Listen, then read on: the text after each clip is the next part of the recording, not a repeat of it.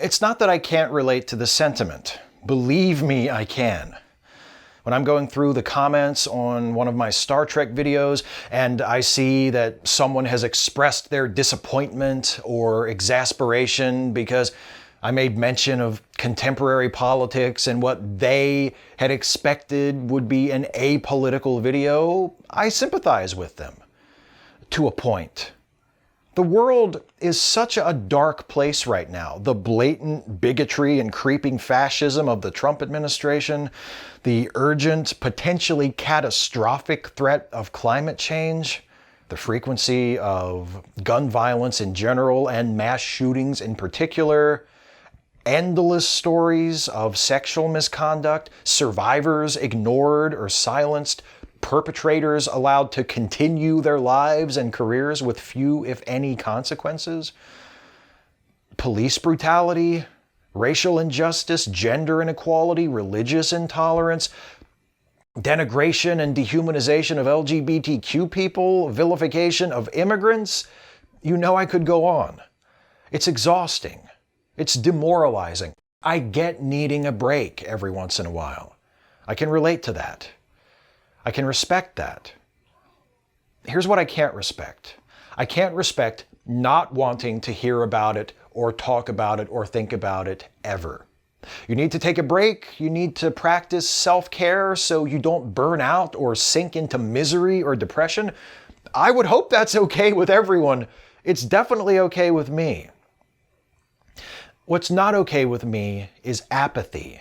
What's not okay with me is willful, permanent disengagement. Because, hey, you think deciding that you don't want to deal with this shit won't hurt anything. But it's not just you. It's millions of other people.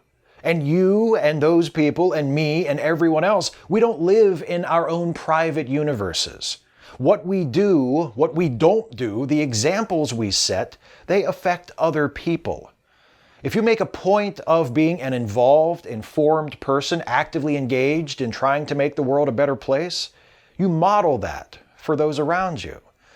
If you make a point of doing nothing, you model that too.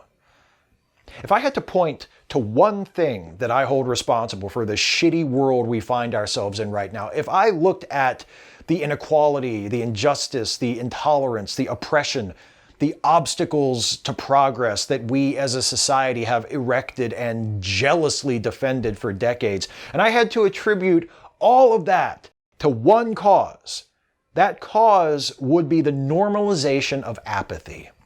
Maybe Trump isn't the best president ever, but come on, is he really as bad as those extremists on the left are saying?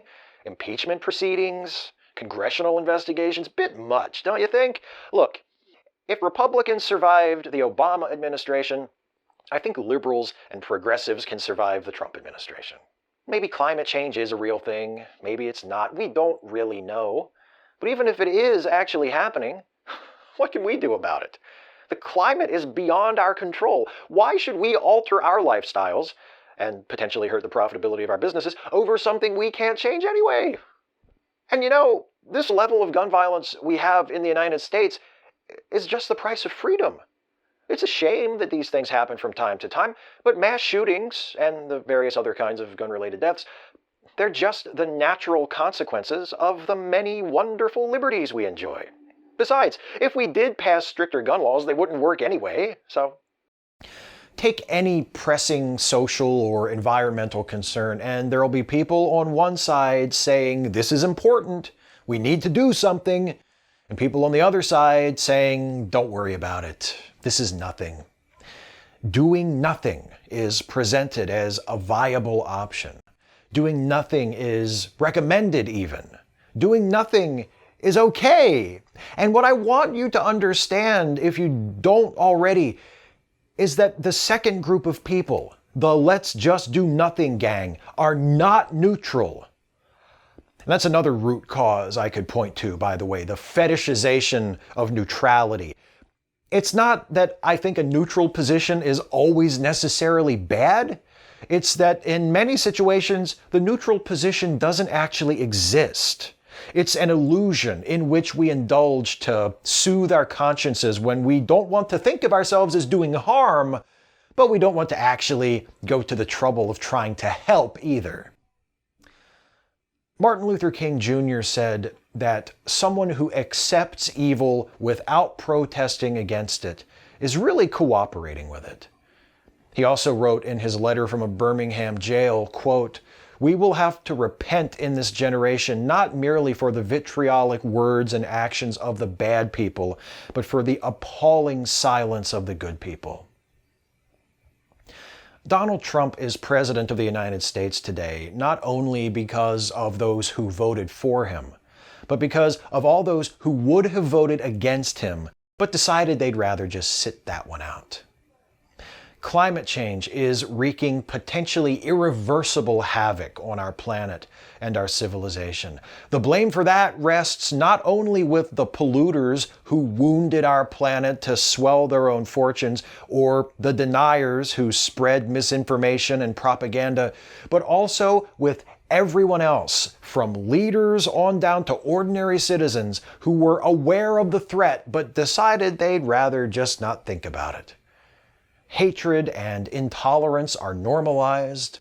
Fascists and white supremacists and rape apologists and actual rapists are allowed access to mainstream media outlets because we perpetuate this conceit that, well, not everything has to be political.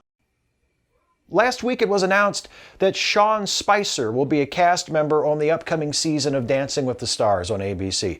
This understandably elicited some protest from viewers and from celebrities, including Krista Vernoff, the showrunner of Grey's Anatomy, which also airs on ABC, and even the host of Dancing with the Stars himself, Tom Bergeron. Spicer responded to this backlash by saying that he hopes the show will bring people of really diverse backgrounds together to have fun with each other, engage in a real civil and respectful way, and maybe show millions of Americans how we can get back to that kind of interaction. He also said that he hopes the show will be a politics-free zone. This is Sean Spicer, the first press secretary of the Trump presidency, Trump's original Joseph Goebbels.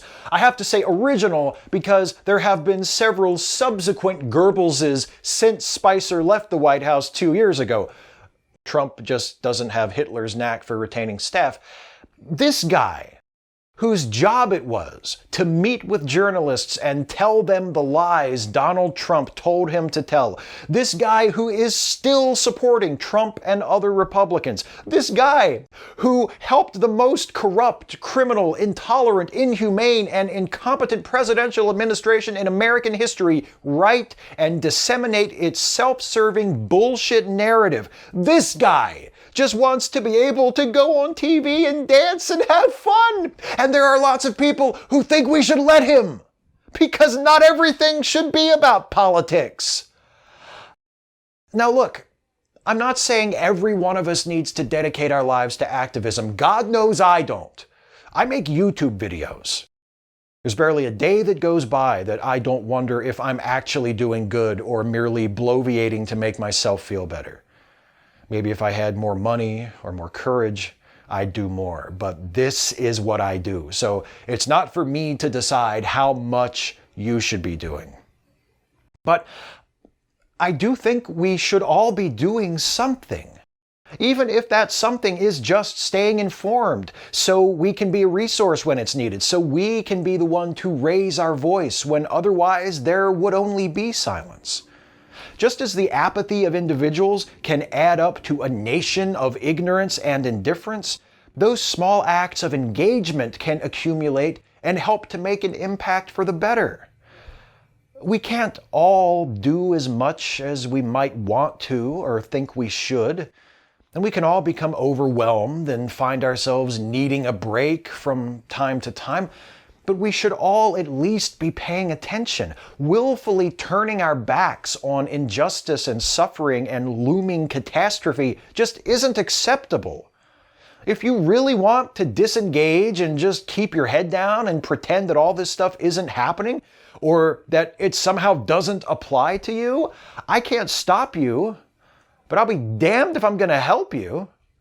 I'm under no illusion that these videos I make on this channel are all that important or relevant, but I won't make a virtue of irrelevance. I'm not going to aid you in pretending the rest of the world isn't there.